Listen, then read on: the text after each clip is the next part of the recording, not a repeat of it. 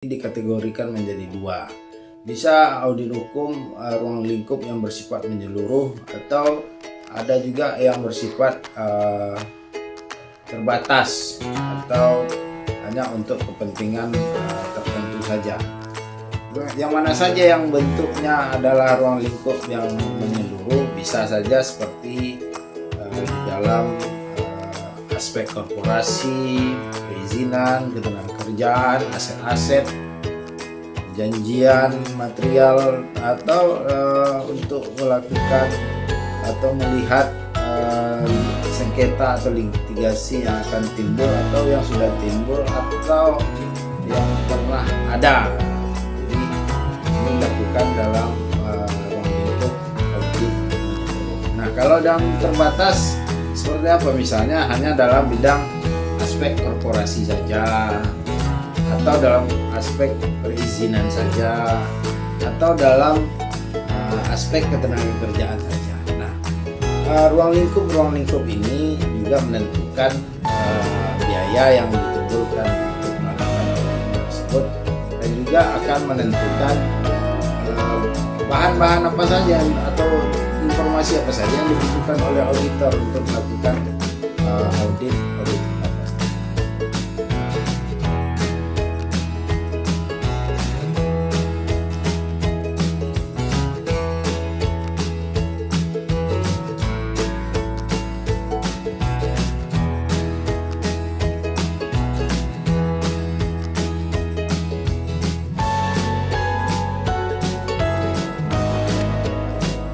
Assalamualaikum warahmatullahi wabarakatuh. Kita ketemu lagi dalam pelajaran yang 13. Dalam ini kita bahas tentang analisis kasus dalam audit hukum.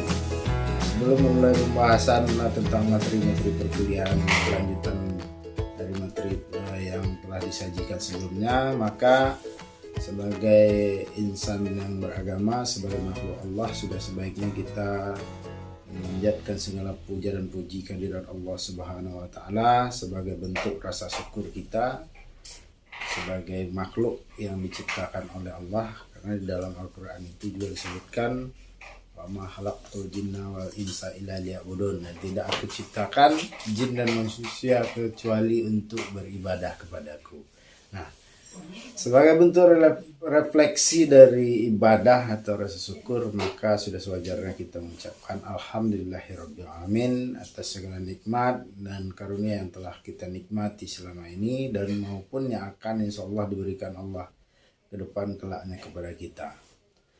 Nah, salawat beriring salam tidak pesan-pesannya kita kirimkan kepada junjungan alam Nabi besar Muhammad sallallahu alaihi wasallam dengan mengucapkan Allahumma salli ala sayyidina Muhammad wa ala ali sayyidina Muhammad. Mudah-mudahan dengan banyaknya kita bersalawat kepada beliau, Allah izinkan kelak beliau memberikan segala bentuk syafaat kepada kita, sehingga bisa memberikan tambahan catatan amal kebaikan kita. Dan terlebih lagi dalam suatu pembahasan majelis ilmu itu tidak lagi menjadi majelis bangkai ketika di dalam majelis itu telah dibacakan salawat. Begitu menurut yang disampaikan oleh para dai-dai atau ustadz-ustadz kita yang sudah melanglang buana ke seluruh wilayah penjuru Nusantara tentunya.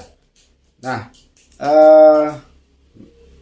berangkat dari pembahasan minggu lalu, mudah-mudahan apa yang telah disampaikan pada pekan atau pertemuan yang ke-12 lalu itu menjadi suatu ilmu yang bermanfaat bagi saudara-saudari sekalian, tidak baik selagi masih menjadi mahasiswa maupun sesudah selesai atau menyelesaikan pendidikan.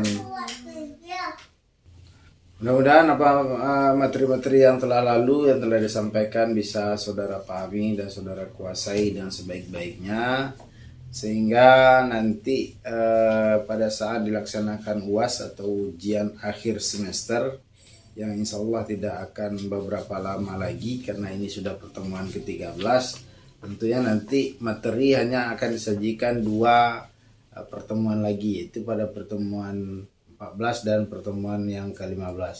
Nah, pada pertemuan yang ke-16 itu kita sudah melaksanakan UAS alias ujian akhir semester, bukan UAS yang Ustadz ya. Jadi diharapkan pada saat UAS nanti bisa menguasai materi yang disajikan dari mulai awal semester sampai nanti akhir semester, sehingga saudara bisa memperoleh hasil atau nilai maksimal sebagaimana yang saudara harapkan. Tetapi jangan itu hanya menjadi suatu harapan saja tanpa ada usaha yang saudara lakukan. Nah, usahanya seperti apa ya? Usahanya tentu saudara harus menguasai materi-materi perkuliahan yang sudah diberikan. Nah, sekarang kita masuk kepada materi perkuliahan pada pekan atau minggu ke-13 atau pertemuan yang ke-13. Kalau pekan artinya setiap pekan kita harus menyelenggarakan perkuliahan. Namun karena ada beberapa tanggal merah, ada libur, tentu tidak kita sebut dengan pekan, tetapi mungkin bisa kita sebut dengan pertemuan. Nah, pada pertemuan ke-13 ini seperti yang saya sampaikan tadi di awal bahwa pokok bahasan kita yang satu saja, yaitu analisis kasus dalam audit hukum. Nah, saya sudah menyiapkan materi perkuliahan dalam berupa slide PowerPoint yang sudah saya konversikan ke PDF, dan juga nanti saudara bisa unduh atau bisa download dari akun Sikuli saudara-saudari masing-masing ya, sehingga saudara bisa baca. Tapi ya kalau hanya masuk ke Sikuli tidak mendownload juga itu adalah yang rugi saudara sendiri ya. Baik, sebelum kita melakukan atau mengkaji bagaimana analisis kasus dalam audit hukum, tentu kita harus menetapkan terlebih dahulu apa tujuan legal audit atau audit hukum itu dilaksanakan. Nah, kalau untuk secara umum atau secara general, tujuan dari audit hukum adalah untuk mengukur atau melihat atau menilai seberapa jauh kepatuhan suatu institusi, suatu badan terhadap suatu peraturan hukum atau suatu peraturan perundang-undangan yang berlaku dalam ruang lingkup institusi yang bersangkutan. Misalnya tentang audit hukum yang dilakukan terhadap perseroan terbatas. Nah, maka audit hukum yang dilakukan terhadap perseroan terbatas ini tujuannya adalah tidak lain untuk memeriksa atau menilai sejauh mana ketaatan perseroan terbatas atau perusahaan tersebut terhadap peraturan perundang-undangan yang berlaku dalam lingkup perseroan terbatas. Nah, itu kira-kira gambaran umum. Kalau lebih detailnya nanti saudara bisa baca di slide yang kedua itu tentang tujuan legal audit. Nah, sekarang siapa yang melakukan legal audit? Nah, yang melakukan legal audit ini bisa diklasifikasikan atau dikelompokkan menjadi 3. Yang pertama yaitu auditor hukum internasional. Maksud saya auditor hukum internal. Jadi internasional pula, terbiasa memakai bahasa internasional sepertinya. Nah, auditor hukum internal ini adalah auditor yang ditunjuk oleh institusi atau badan atau perusahaan itu sendiri yang berasal dari karyawan mereka sendiri. Biasanya ini dilakukan oleh legal department atau bagian hukum dari perusahaan tersebut. Nah, mereka lah yang melakukan audit internal mereka. Nah, hasilnya tidak dipublikasikan kepada publik, artinya kepentingan sendiri digunakan untuk sendiri, dilakukan oleh karyawan itu sendiri di dalam internal. Bisa juga mungkin disebut dari kita untuk kita. Nah, ini adalah audit yang dilakukan oleh auditor hukum internal. Nah, auditor hukum selanjutnya yang bisa dilakukan audit adalah auditor eksternal atau auditor independen. Dia memang tugasnya adalah melakukan audit saja berdasarkan permintaan yang dilakukan oleh para usernya atau para kliennya, baik itu perusahaan, apakah badan atau institusi pemerintahan. Khusus kerjaannya adalah melakukan audit. Nah, auditor ini seperti yang kita jelaskan atau yang sudah saya jelaskan pada materi-materi yang sebelumnya, ada kelemahannya. Maka apabila dilakukan audit oleh pihak eksternal atau auditor independen, maka otomatis data-data perusahaan atau data-data institusi itu diketahui oleh pihak luar, di luar internal perusahaan itu sendiri. Selanjutnya adalah auditor pengawas atau auditor pemeriksa. Nah, ini kalau diklasifikasikan, kalau dalam suatu perusahaan mungkin bisa dilakukan oleh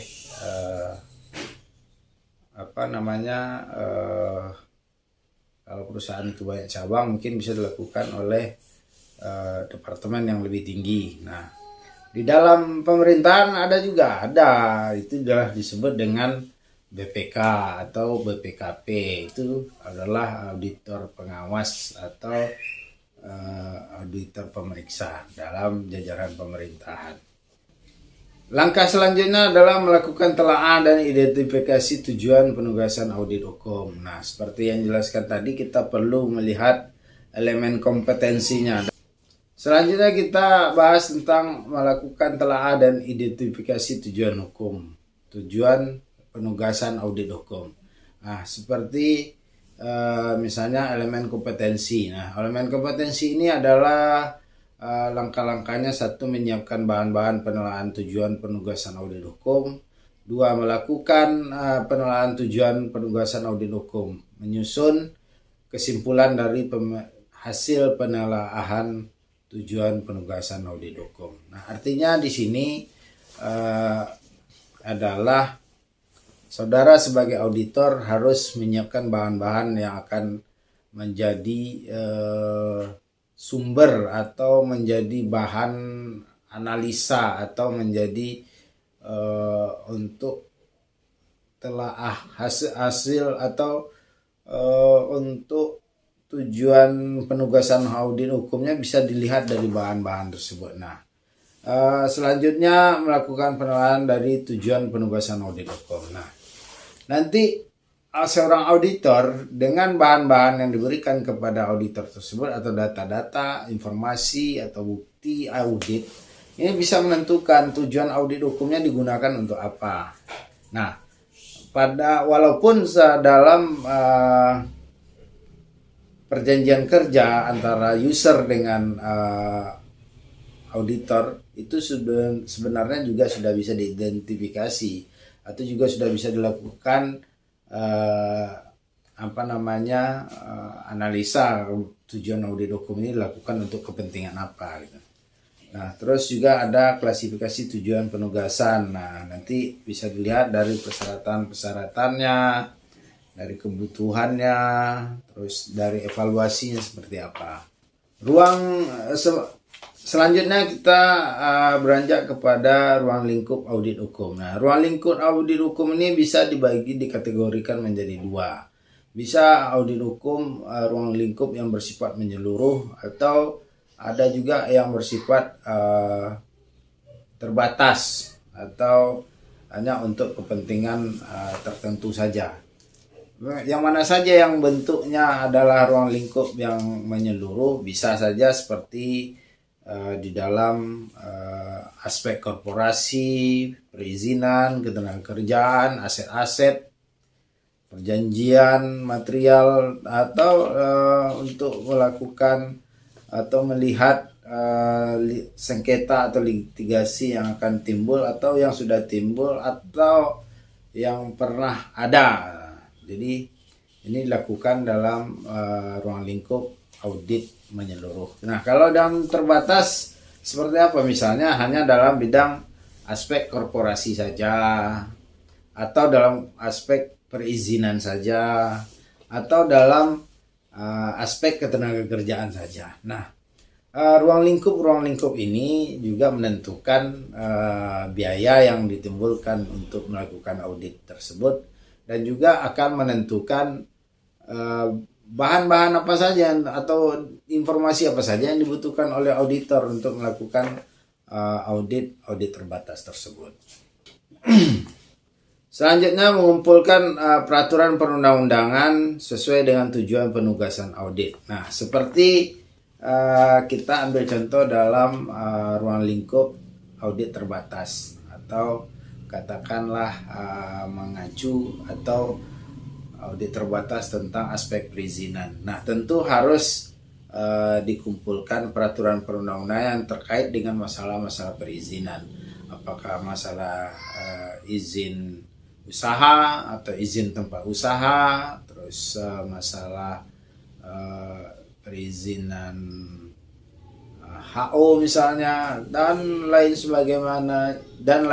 sebagainya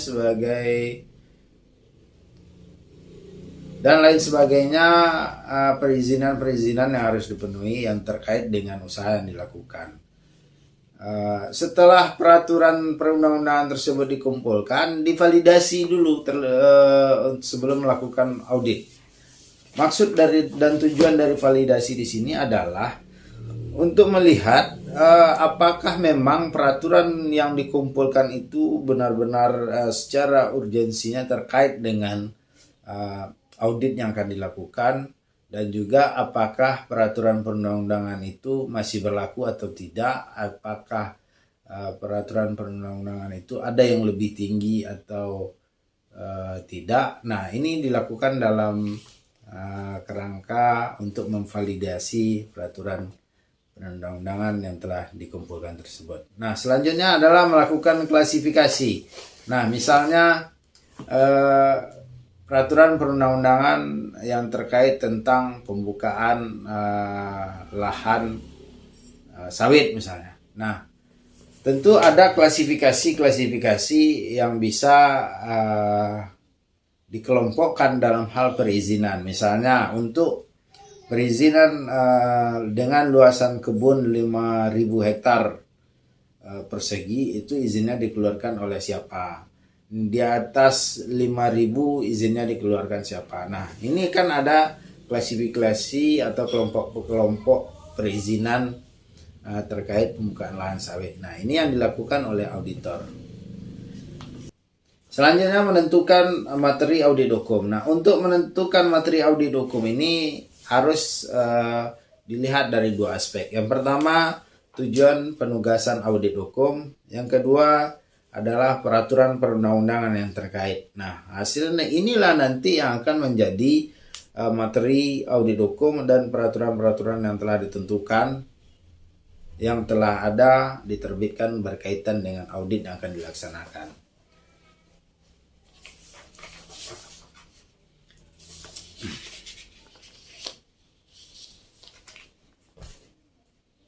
Data atau bukti audit.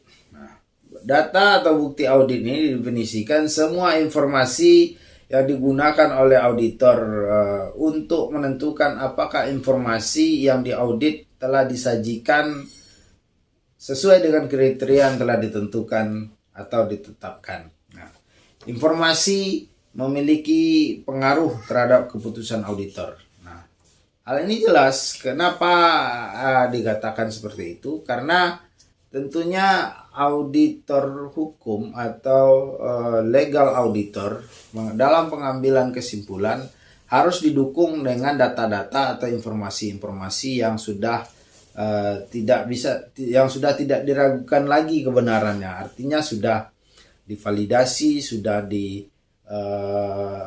diklasifikasikan. Artinya data audit atau informasi audit atau bukti audit tersebut bisa dipertanggungjawabkan secara hukum. Ya. Nah, selanjutnya dalam pertimbangan pengambilan keputusan bukti audit. Nah, masalah dalam pengambilan keputusan bukti audit adalah penentuan jumlah bukti yang memadai untuk kesimpulan. Ya, hal ini mirip-mirip dengan pembuktian di dalam hukum acara pidana atau hukum acara perdata misalnya.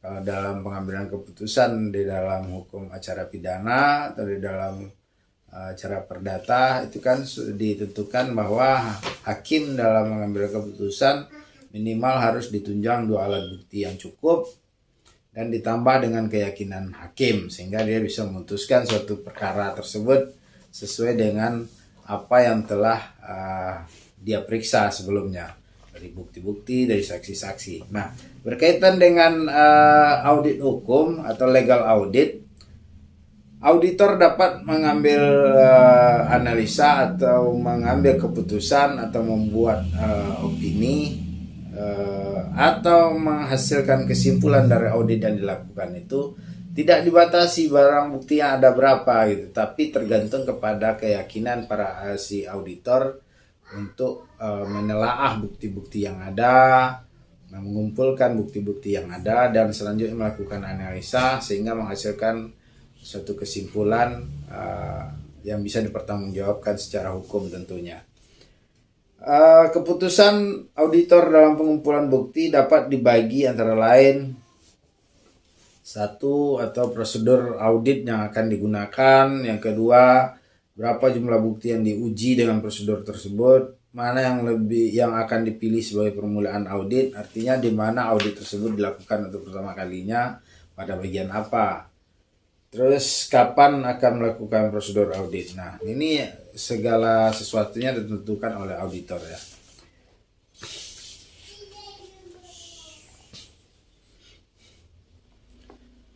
Nah, selanjutnya tingkat persuasif bukti-bukti.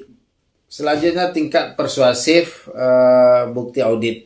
Nah, di dalam slide yang sudah saya buatkan atau saya bagikan tersebut, saudara bisa membaca ya apa yang dimaksud dengan persuasif atau tingkat persuasif bukti audit. Nah, sehingga saudara bisa membaca, nantinya bisa memahami dari yang saudara baca. Nah, kalau tidak saudara pahami, nanti bisa didiskusikan dalam ruang kuliah, dalam ruang diskusi yang ada pada Sikuli, sehingga tidak ada suatu anggapan bahwa materi sudah tidak diberikan keterangan dengan baik gitu. Karena materi yang sudah diberikan dan video penjelasan yang saya buat ini tentu harus saling terkait atau saling saudara buka ketika saudara membaca materi Sikuli yang sudah saya sampaikan atau materi PowerPoint yang sudah saya sampaikan. Saudara lihat di penjelasan melalui video pembelajaran, nah tentu saudara bisa mensinkronkan. Cuman ada beberapa yang tidak perlu saya jelaskan karena nanti penjelasannya di dalam materi tersebut cukup detail saya sampaikan. Nah, selanjutnya kita melihat tentang kompetensi atau tingkat kompetensi. Nah, bukti audit harus memiliki karakteristik bukti yang kompeten. Nah, apa bukti yang kompeten ini yang karakteristiknya? Satu, relevansi. Relevansi itu maksudnya hubungan antara bukti audit dengan tujuan audit yang dilakukan. Kedua, tingkat independensi penyedia informasi. Nah, artinya juga harus dilihat si penyedia informasi atau bukti audit ini apakah cukup independen dia atau berada di bawah tekanan dari suatu si pemberi informasi yang lebih tinggi lagi. Nah, ini juga harus dilihat tentang kompetensi bukti audit.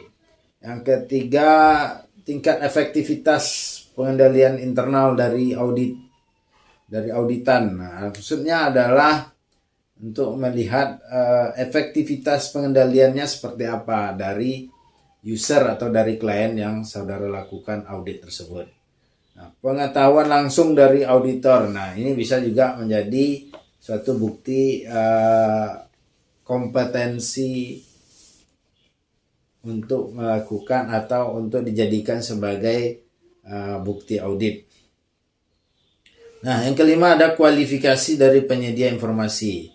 Kualifikasinya bisa bermacam-macam ya. Bisa jadi apakah dia hanya sebagai seorang bawahan atau dia sebagai staf biasa atau apakah dia sebagai pimpinan dari suatu departemen atau dia hanya sebagai penyedia informasi saja, tidak ada kaitan. Nah, ini bisa dikualifikasikan. dan tingkat objektivitas. Nah, auditor juga harus bisa menilai objektivitas dari bukti-bukti yang disampaikan atau bukti audit ini apakah sudah cukup objektif atau belum gitu. Nah, ini makanya seorang auditor hukum itu harus mempunyai analisa atau mempunyai pengetahuan yang memadai tentang hukum dan audit tentunya. 7 ada tepat waktu. Nah, artinya audit itu sudah harus dilakukan sesuai dengan waktu yang telah direncanakan. Nah, karakteristik yang sudah saya bacakan tadi atau saya jelaskan tadi, untuk bukti lebih jelasnya atau untuk penjelasan lebih detailnya nanti bisa saudara baca di sini ya, di slide yang ke berapa, saya tidak ada buat halaman slide-nya, tapi nanti intinya bisa di dalam slide ini saudara baca atau saudara pelajari bagaimana karakteristik bukti audit yang kompeten. Ini ada 3 slide nih yang menjelaskan tentang karakteristik bukti audit yang kompeten. Nah, selanjutnya kita masuk kepada jenis-jenis bukti audit. Nah, dalam memilih prosedur audit yang akan digunakan, auditor dapat memilih 7 kategori bukti audit seperti yang dikemukakan oleh Arendt dan Lobeck. Arendt dan Lobeck ini banyak buku tentang audit hukum atau buku tentang audit yang ditulis oleh Arendt dan Lobeck. Nah, apa saja karakteristik yang dimaksudnya adalah pemeriksaan fisik, yang kedua konfirmasi, yang ketiga dokumentasi, yang keempat ada prosedur analitis, yang kelima ada wawancara dengan auditan, yang keenam ada pelaksanaan kembali, yang ketujuh ada pengamatan.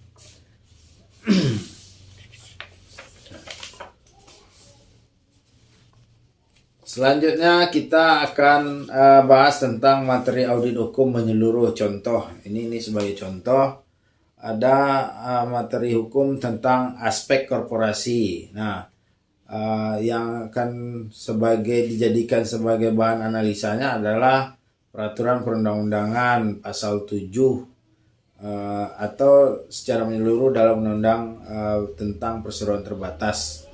Nah, dari sini bisa dilihat aspek-aspek korporasi seperti pendirian perusahaan, persetujuan Kementerian Hukum dan HAM, maksud dan tujuan, struktur permohonan dan daftar pemegang saham, struktur kepengurusan, perubahan anggaran dasar dan data perseroan. Nah, ini bisa saudara analisa atau saudara ketika menjadi sebagai seorang auditor. Bahan pembandingnya adalah undang-undang tentang perseroan terbatas. Nah, dalam undang-undang tersebut, saudara bisa membaca pasal-pasalnya. Di dalam slide sudah saya tuliskan pasal-pasalnya. Nah, ini ada pasal 7 sampai pasal 17, pasal 1 sampai pasal 2. Nah, dari aspek-aspek korporasi ini nanti saudara bisa melihat apakah sudah memenuhi semua standar yang ditetapkan oleh undang-undang tentang perseroan terbatas tersebut atau belum. Nah, jika belum, nanti saudara bisa menarik suatu data atau suatu kesimpulan awal atau suatu opini bahwa misalnya tentang pendirian perusahaan. Nah, pendirian perusahaan ini masalahnya apa yang tidak terpenuhi dari undang-undang perusahaan atau undang-undang tentang perseroan terbatas. Nah, ini nanti yang dilakukan oleh seorang auditor hukum. Nah,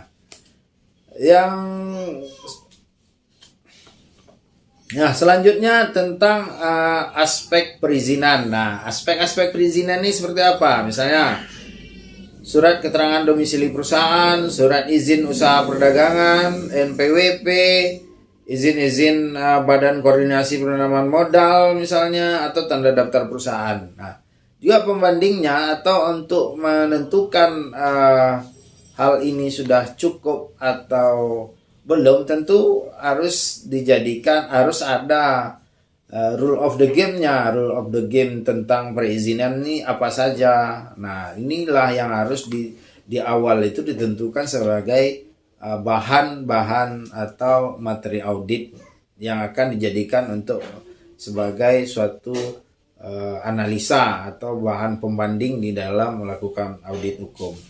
Nah, selanjutnya juga ada tentang aspek ketenagakerjaan. Nah, dalam aspek ketenagakerjaan ini misalnya badan penyelenggara jaminan sosialnya seperti apa, apakah sudah terpenuhi, wajib lapor tenaga kerjanya apakah sudah dilaksanakan gitu, dan peraturan perusahaannya seperti apa. Nah, ini bisa saudara lihat dari undang-undang tentang jaminan sosial, misalnya dalam undang-undang BPJS. Nah, tentang wajib lapor tenaga kerja, nanti saudara juga bisa lihat sejauh mana ketaatan perusahaan tersebut melaporkan karyawannya. Karena di banyak perusahaan itu kadang-kadang tidak melaporkan seluruhnya karyawan yang ada di perusahaan tersebut. Misalnya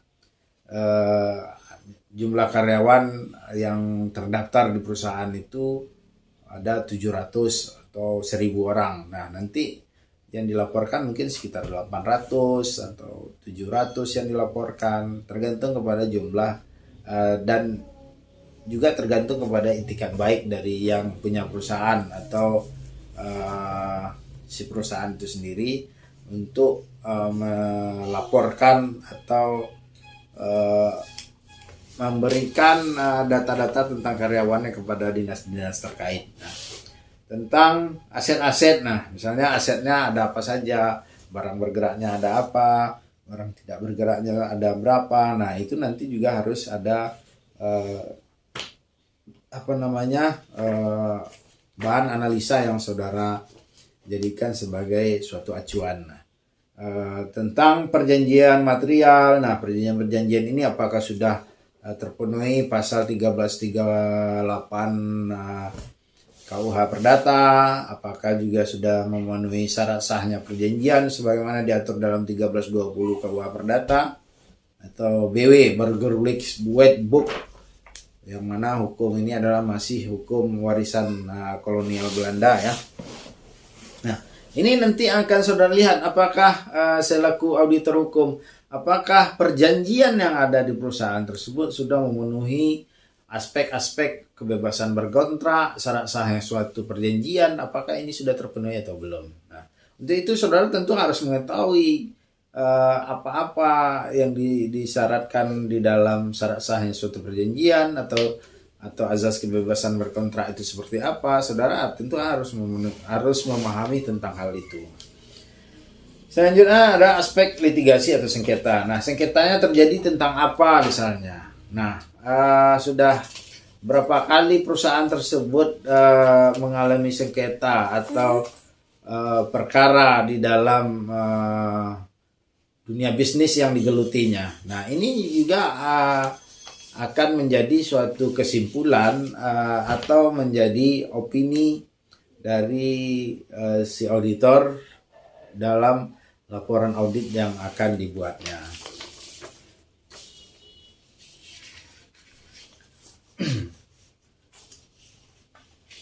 Selanjutnya kita membahas tentang pengumpulan data dan informasi. Nah, elemen kompetensi dari pengumpulan data dan informasi ini ada yang pertama melakukan persiapan pengumpulan data dan informasi, yang kedua melaksanakan teknik dan tahapan proses pengumpulan data dan informasi, yang ketiga melakukan pengorganisasian. Pengorganisasian maksud di sini adalah pengorganisasian data dan informasi yang diperoleh terkait audit yang dilakukan. Nah, selanjutnya adalah penjelasan dari elemen kompetensi tersebut. Melaksanakan persiapan pengumpulan data. Nih, apa yang dilakukan dalam persiapan pengumpulan data? Itu jenis-jenis data informasi yang akan dikumpulkan, diidentifikasi dan diklasifikasi sesuai dengan materi audit hukum. Yang kedua, sumber-sumber data dan informasi diidentifikasi sesuai dengan materi audit hukum. Yang ketiga, teknik dan tahapan proses pengumpulan data dan informasi ditentukan sesuai dengan perencanaan audit hukum. Nah, ini adalah contoh-contoh atau langkah-langkah apa yang dilakukan dalam pengumpulan data dan informasi. Nanti bisa saudara baca lagi di dalam slide ini juga tentang melaksanakan teknik dan tahapan proses pengumpulan data, melakukan pengorganisasian data dan informasi. Nanti bisa dibaca, dipelajari lebih lanjut ya. Teknik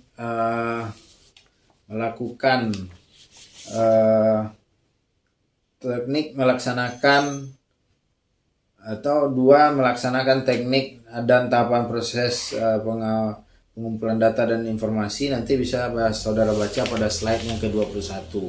Di situ ada 5 tahapan yang bisa dilakukan.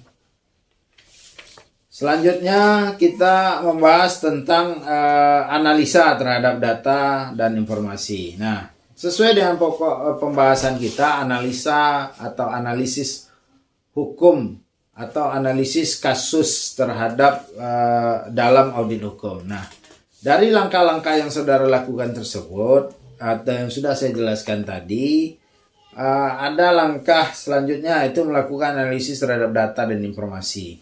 Nah, elemen kompetensinya seperti apa? 1. Memvalidasi data dan informasi yang telah dikumpulkan. Yang kedua, melaksanakan evaluasi dan merangkai data dan informasi. Yang 3, menganalisis data dan informasi yang terkumpul dan memperoleh temuan audit hukum. Yang keempat, mengklarifikasi hasil audit hukum kepada audite. Nah, hal ini lah yang akan menjadi suatu keadaan nanti di mana seorang auditor hukum itu bisa menganalisa, bisa menyimpulkan di dalam laporan hasil auditnya, LHAH